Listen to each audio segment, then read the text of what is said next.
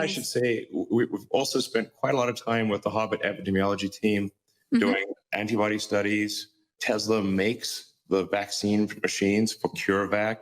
Gates said something about me not knowing what it's doing. It's like, hey, knucklehead, we actually make the vaccine machines for CureVac, that company you invested in. Seems like you have a lot of passion around this topic, like that you feel this has been blown and that there are better ways to do it, which is what you do in your other parts of your life, correct? Whether it's Tesla or SpaceX, the rockets aren't being reused. The cars aren't electric. The way we address viruses is irrational. It's very irrational.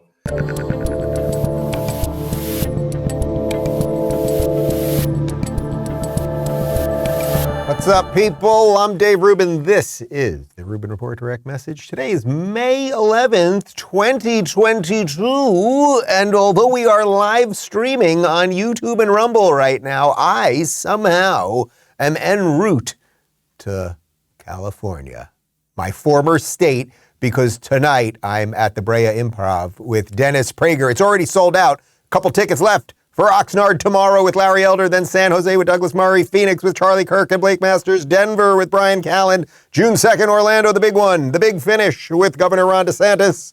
It's all happening, so we will not have live in-studio shows for a little bit while I am out on the road, but if you want to play along and do some live chats and live video streaming and some bonus stuff, you can join us at rubinreport.locals.com. So we are doing a pre-taped Q&A today, nothing off limits as always, and the cold open that we did right there was Elon Musk taking it to Bill Gates. Elon Musk, basically the guy who now is the CEO and owner of Twitter, who is saving us from the endless stupidity of the machine, versus Bill Gates, another billionaire who seemingly is the agent of the machine.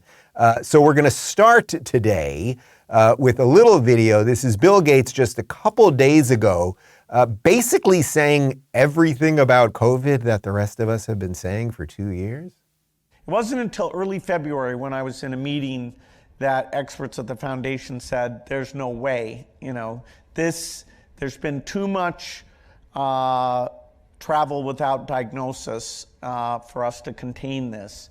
And then at that point, we didn't really understand the fatality rate. We didn't understand that it's a fairly low fatality rate and that it's a disease mainly of the elderly, kind of like flu is, although a bit different than that. So that was a pretty scary period, right, where the world didn't go on alert, including the United States, nearly as fast as it needed to. And that freaking guy. Now, first off, he is the founder of Microsoft. He created Windows. Remember Windows? You'd have Paint on there and maybe a spreadsheet or Microsoft Word or something, and that is just fine. And it was on everybody's personal computer for a long time. And I give credit where credit is due. You did something good 30 years ago, man. It was revolutionary at the time. The government hated you for it because they said you became a monopoly. That was a big case. Microsoft, they wanted to break up Microsoft, et cetera, et cetera. But what does he have to do with our public policy at this point? First off, the guy doesn't look good. I'm going to jump ahead a little bit. Here's a funny little meme that Elon Musk put up of Bill Gates right there. He looks like the pregnant man emoji. I mean, that is a lot of soy right there. So we've got Elon Musk, a billionaire who's fighting for free speech. And then you've got Bill Gates, a guy who's in it with the World Economic Forum and all of those organizations that locked down our economies, destroyed the known world, all of that stuff. And what he's saying is, now we know that it was low fatality and that it was affecting the elderly. We knew that right from the beginning. I am not a scientician, okay, nor am I a biologist. But I knew that very early on. You just had to read the basic studies of that. And I would welcome any of you to go back to my videos from literally 2 years ago when I was talking about a 99.97 something rate of recovery and that it was only really affecting people age 80 and over. And although we should obviously take care of our elderly and everything else, that all of these lockdowns, that none of it worked, none of it made any sense. But the reason I wanted to show you this video today to kick off the Q&A was that I think it brings up something that we must not forget, which is that these people, these are unelected people. Bill Gates is not in charge of anything except his many, many houses and all the people that work for him, and that's just fine. But Bill Gates Why is he involved in any of this? What does he do other than create computer programs? And he hasn't done that in quite some time. Why is he thought of as someone we should be listening to related to all this? And I would venture to say, I don't know it for a fact, but I'm guessing he made a lot of money over the last 2 years. Do you think he possibly made a lot of money? And there's also all those videos where he's like, and the next one's coming. I don't like Bill Gates very much. Let's put him right under Lori Lightfoot in the Who Dave Rubin Doesn't Like list. All right, we got a whole bunch of questions from the Rubin Report Locals community, and here we go. Remy says, what's the rule on hugs? Can I take the time for my husband's hug and use it myself to get extra time? Only 5 days until I get to meet you in San Jose, although I feel like I already know you. Locals is truly the best platform ever. Thank you and the staff for creating it. Well, I'm thrilled with what's going on with Locals, and I think there's a question coming up in a few minutes about 2,000 Mules and the launch on Locals. We're really changing the game there. As for the specific question to the hug, yes, someone else, I'm for the 1 second hug during the Q&A or during the VIP meet and greet. People can give me a 1 second hug, cannot do the 2 second hug. But if you're with someone, in this case your husband, and he's willing to forego his 1 second hug so that we can get you to a 2 second hug, that would be just fine. What I will not allow, I cannot allow it, a lot of people have tried, is if you have a group of people and you're with 6 people, 5 other people all give up their hug so that you can get a 6 second hug. It's just too weird. You know what I mean? It's just, the people I know I don't hug for that long, so we can't do it. Sorry, but the 2 second hug, it will be allowed. Flint says, do you think conservatives should use the intolerance of the left to fight the culture war? For example, Karl Marx was anti-Semitic and racist in his writing. The left uses these tactics unfairly against conservatives, but conservatives seem to not be willing to stoop to their level. Well, first off, what you just said is 100% true. I would recommend anyone do a little Googling on the writings of Karl Marx, and he used the N-word quite often and a lot of anti-Semitic stuff too. But he is the hero of the left, of the purported tolerant, decent, diverse, lefty, blah, blah, blah. Should we stoop to their level? No. We shouldn't stoop to their level. And look, we can all fall in that trap sometimes, and sometimes I say silly things on this show, usually in a joking manner, and we can all mock them to the nth degree, to the edge of the universe and all that stuff. But I think that really the key is just be a little bit better than them, just be a little happier than them, just be a little more functioning than them. That's how we'll bring people over. They're going to constantly see one side that burns on outrage, faux outrage, and anger. And then they're going to see another group of people, and they're going to go, well, these people are sort of interesting, and they talk about other stuff than politics, and they seem kind of happy, and they're sort of fun. And I guess that's weird because they kind of call themselves conservatives, and that doesn't sound like such a fun word, but they do seem like better people. And I think the proof is in the pudding. And over time, that's how you win people over. You just be a little bit better. So I know the inclination is to stoop to their level. And I really get it when it comes to something like Twitter, right? Because it sort of brings out the worst in us. It's always easy to own these people and everything else. But no, I think being a little bit better is probably the best way to do it. Talway says, do you have another book project planned, or do you think being a new dad might put a temporary halt to your writing? So, well, first off, on the latter part, yeah, I mean, look, the dad thing is going to change everything. I'm going to continue doing the Daily Show here. Everything that you know of me doing, we are going to continue for sure, without question. I love doing this, and when I'm on the road, as I'll be for the next 10 days or so, I miss being in studio. I mean, I really do. So I know I'm doing the right thing in life. When you miss your work, you're doing something good. But obviously some things are going to change. I think I probably will write another book, or I'm willing to say 100% that I will write another book. I don't know yet. I want to see, look, the first book was about the principles I believe in. The second book was about how to thrive in a world that feels very uneven, as our world does right now. I think the third book, I need to wait a little bit, see what happens in the midterms, like which direction really is America going to kind of choose, and then maybe I can write something that will help get us to 24. I think that would sort of be the idea. But I also have a couple things that are not necessarily as political, and I do have this sci-fi book that I kind of want to do, this sci-fi story that I've sort of fleshed out as a short story already, and I've never written a fiction book, so I'd really have to think about it in a different way, but we shall see. But yes, everything is about to change with these 2 children on the way. Richard says, Dave, who's your favorite and least favorite president and for what reasons? Well, Biden by far is my least favorite, right? I mean, this guy's been an absolute disaster. I don't think he's in charge. He has old person's disease. Everyone he's around is a chronic liar. Dr. Jill Biden is not taking good care of him. This administration has been a fiasco. They ushered him in under the idea that he wasn't going to be a progressive nutbag. He is. He poops in his pants, et cetera, et cetera. It's a lot. So I don't like the guy. My favorite president? I mean, I don't know, is it going to sound cliche? But in retrospect, Trump was pretty freaking good, right? It was all good except for the riots that the left unleashed. We had a great economy. We had world peace. We didn't have these crazy wars. Everything was going well. It really was. Then we suddenly get COVID out of nowhere and we get riots out of nowhere. I don't know. Maybe that's why Bill Gates is smiling. Taylor says, with the new data, now the Walgreens index showing little to no benefit of the vaccine, how are companies and institutions able to continue to require them and still with no mention of natural immunity? So it's a little unclear to me exactly what companies are requiring what at this point. I don't think, are there any requirements by private companies? I mean, I guess a private company could still make some private requirements to their employees.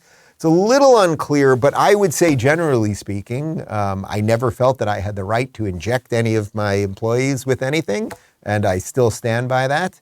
And that if you work at a place that wants to inject you with things, you should look at getting another job. I will also mention that at the West Nyack show, which is the last show I did on the first leg of the tour with Megyn Kelly, West Nyack, New York, when I was doing some messing around with the crowd, there were a lot of nurses there. And there were several nurses that got fired for not getting vaxxed. There were a couple nurses there who ended up getting vaxxed and they felt that they had to keep their jobs. And man, what a horrific choice. What a horrific choice these private companies force their people into, the government forced government employees into. Really just evil. It was just evil. And in retrospect, think how evil. I mean, that video of, Connor will throw it in, that video of in Venice Beach when they were, running over with the bulldozer, the skate park, like the chasing down people, that were surfing, like the crazy things that they did in the name of keeping you safe. And man, it's like we should have been kept safe from them, not from this disease. Says, what is David's favorite meal to cook?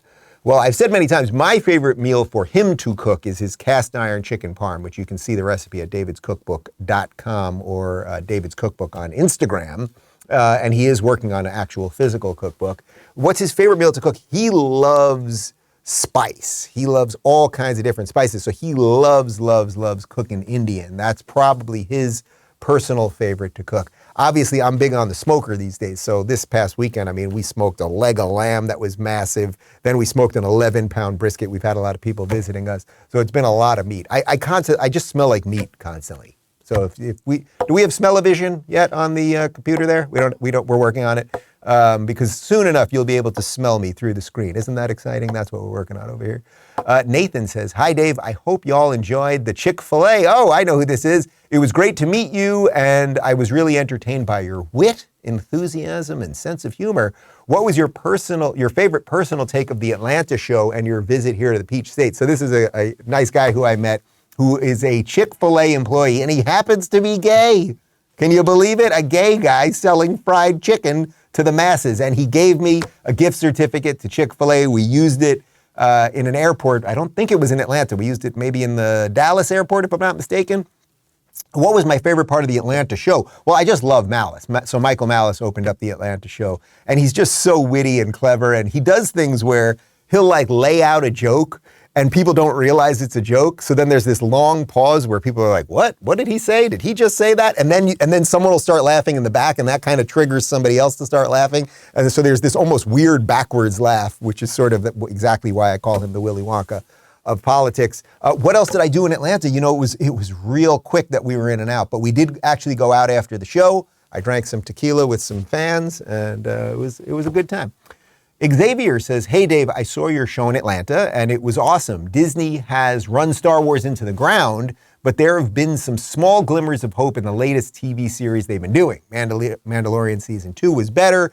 Boba Fett had some cool ideas, and Obi-Wan is coming up in a few weeks. Is there any chance they'll right this ship? All right, well, I think Michael is not going to be happy here when I give my diagnosis of what's going on with Star Wars. Look, Disney owns them. I'm done. I'm just done. I'm done. The last 3 movies were absolutely horrible. Force Awakens was good. The second one, Jedi, was so terrible that the third one was just such a mess trying to clean it up. Mandalorian's fine. It's not great. It's not. Boba Fett was barely in Boba Fett. There were like 2 episodes out of 6 that Boba Fett wasn't in it. They didn't link it to anything. You don't really care about Boba Fett. What else? What was the other? Oh, and now Obi-Wan's coming out. And it's like, yeah, does it look kind of good? It does, but I canceled Disney Plus. And Michael, you can give me small recaps in the morning of what's going on. That's it. That's it. I'm just not going to do it. So I don't have hope. I don't have hope that a deeply corrupt giant corporation that owns all of the dreams that we're supposed to have, whether they're Star Wars or Marvel or Pixar, is going to fix this thing. The cool thing of Star Wars, and you can watch, there's a documentary, I don't even know where you can find it anymore, but there's a 2-hour, 3-hour documentary on how George Lucas created Star Wars. And what the cool thing is not just the idea of the Force and good and evil and the father and son and all of these things, but when he was creating it, it was him going against the system. It really was. And that spirit was in those original movies. And now they're just corporate blathering drivel. So I don't have much hope. Is that just someone becoming old and just like, you got to give up on things? Maybe at some level. Michael's nodding his head yes. But I look forward to finding, well, as I said, I have this new sci-fi idea. And I just watched Dune for the 3rd time, and I finally stayed awake, and it was pretty good. It was pretty good. Joe says, what do you enjoy the most about live audiences? I mean, I love messing around with the crowd. So for those of you that have been in the audiences, I'm throwing t-shirts out there and I've got people screaming things and arguing with each other. And I sometimes bring people on stage and I don't really plan too much. So it's a total free for all. And I just love being in a room with people where they get to interact. It would be as if I was doing this in your living room and you were able to yell at me and I was able to yell at you and we could ask questions to each other and have people in the audience debating things. I'm just sort of managing chaos. So I just love seeing people smile again, man. Just that really is it. Marshall says there seems to be a new movement around medical freedom. What are your thoughts about medical freedom, which is free of coercion for all drugs and shots and gives informed consent too? So this is a good one, and we should do more on this in general. Now that we're entering the post-COVID world, although it's coming back before the elections, don't mark my words, at least in the blue states. I'm basically for as much medical freedom as possible and that you should be able to do as many things, especially if you have a dire or degenerative disease, if you have Alzheimer's, if you have HIV, if you have these things that traditional medicine is not really working for, or if you're really at the end of the rope and there's nothing left for you to try, should you be able to try all sorts of things to make sure that you can stay alive? Yes. Do we need some regulation? Probably. Could some of it be privatized to a degree? Probably. Should we have more competition and less regulation around drugs? Absolutely.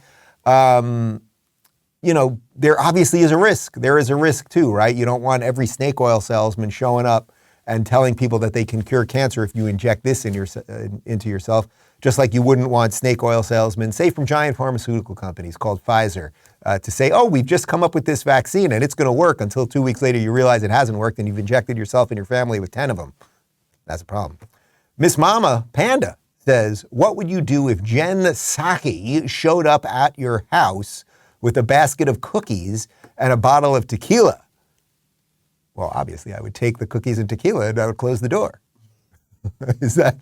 That's the simplest question I've ever got. Like, you can't come in my house, lady. I can't have those heebie-jeebies. I can't have those bad vibes and that reverberation of lying and endless evil. I can't have that.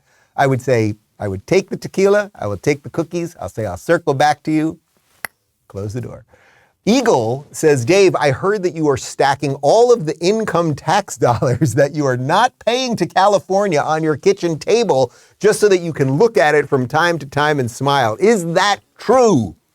That is a rumor. However, I will say, look, I did not leave California because of taxes. I did not love the taxes. I did not feel that they were doing good things with my money. But that was not why I left. I would have stayed had the whole place not become a dystopian shithole. But it did, and it was ruled by a psychopath, Gavin Newsom. All that being said, it is nice knowing that we are saving a tremendous amount of money to be in a place that I want to live anyway. Like, it's just great. And by the way, prices for everything are cheaper here too. Everything's crazy expensive. Everything from food to products, everything in California, at least in LA, was bananas expensive. So I'm spending less on the day-to-day things, and we're saving a lot in taxes. And that allows us to do more things that we want to do here. And when we travel right with my team, we travel the right way, and we take care of everybody, and it's all good. It's all good. When we go out to team dinners, who gets what they want at team dinners, huh? Everybody. Everybody gets what they want. Izzy says, what were your thoughts on 2000 Mules? Congrats to you Locals and Rumble. So first off, on the Locals and Rumble part, Dinesh D'Souza creates this movie.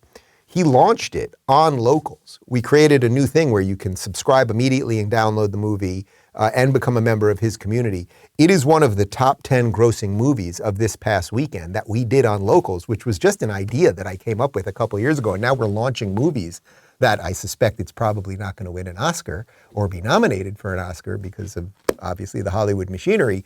But I'm seriously thrilled that I helped build Locals. It was my idea. We then merged with Rumble, and we're actually building those alternate roads of the internet. So that's awesome. My thoughts on 2000 Mules, which I did see, I was at the premiere at Mar-a-Lago a couple days ago. Look, he makes a very compelling case. They use all this geotagging to follow these mules, these people who take small amounts of ballots and go to Dropbox at odd times at night, when repeatedly to these places over and over. And you can see these are not, the people that they're sending are not the best of the best, and they do it over and over again. And then they compile the amount of ballots that these put in, and that these people put in, and they show you this is the type of stuff that could have flipped an election. Because you don't need millions of votes to flip an election. You just need the right amount of votes in the swing states, sometimes in just one specific city, to do things. So he makes a very compelling case. I hope people will see it and then think for themselves. I don't know that it's fully airtight, obviously, and Dinesh has his own political views, as do I have my own political views. But I absolutely think it's worth watching, 100%. And you can see it, by the way, at 2000mules.locals.com. Philip says, you have announced Locals has studio space in South Florida, and Daily Wire has announced the same thing. Is this a joint venture between your two companies or a happy coincidence? I did not know that. I was not informed that Daily Wire is building in Miami, but I think that's awesome, and I fully support them, and I think the more the merrier, and if that's competition, I love competition, and that's fantastic. But yes, Locals has studios. We're building them out right now. I'm going to start doing some in-person interviews there, but the real idea of the local studios is that any Locals creator can show up whenever they want. We're going to have a big master schedule. And if people want to start creating content there at our studios, we will help you create that content. We really are trying to build out not just the pipes and the roads, as I talked about, but all of the things that you would need as a content creator. And especially after the success of 2000 Mules, it's going really well. So I am psyched.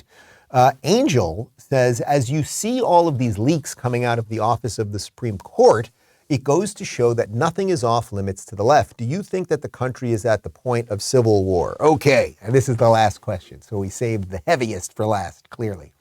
First off, when people tell you that America is racist, when they tell you that they hate this country, when they tell you that it is patriarchal and evil, all of the stuff that comes out of the modern left, that comes out of the squad, that is pushed on us by almost the entire machinery of the Democrat Party and the mainstream media. When they tell you that, you should believe them. This is what they believe. Why did I title the book, Don't Burn This Country? Right? It's like we have something to preserve, something that is really good, that was fought for and died for before us, that these people just want to shred up. And it's sort of like that godless whole, right? When Nietzsche said, God is dead, and people thought, oh, that's very exciting, now we can do whatever we want. But really it was a warning. It was like, well, God is dead, but if you kill God, that you might replace it with something else, and that thing might be much worse. Well, that's sort of what we have right now. We have this woke ideology that is a secular ideology on steroids. These people think they can all be gods, and that the world should bow to them, as opposed to figuring out a way to fit into the world that was created for you by probably better people than you. So they want the thing to burn. So I think whoever leaked this thing, and we have to find out who did it, needs to be totally dealt with in whatever legal manner is available. And then if we are to believe that any of this machinery works, then we have to get back to letting that machinery work. And you cannot hire people who will leak things. And if it was because someone hacked in, then the people that were in charge of the security have to be dealt with. And if it was a justice themselves, they need to be impeached. Whatever it was, it's like our institutions are shaking, man. Like we can all feel it. The big thing doesn't feel right. And maybe that's okay that the big federal government doesn't feel right. Maybe it shouldn't feel right anymore. And maybe that's okay. And it's easier for me to say that now that I live in Florida, where the machinery of this state is tight and it's humming and it's greased and it's rolling, right? And it's all good. But maybe the machinery doesn't work, but they're telling us they want to destroy the whole damn thing. So your question is, are we at a civil war?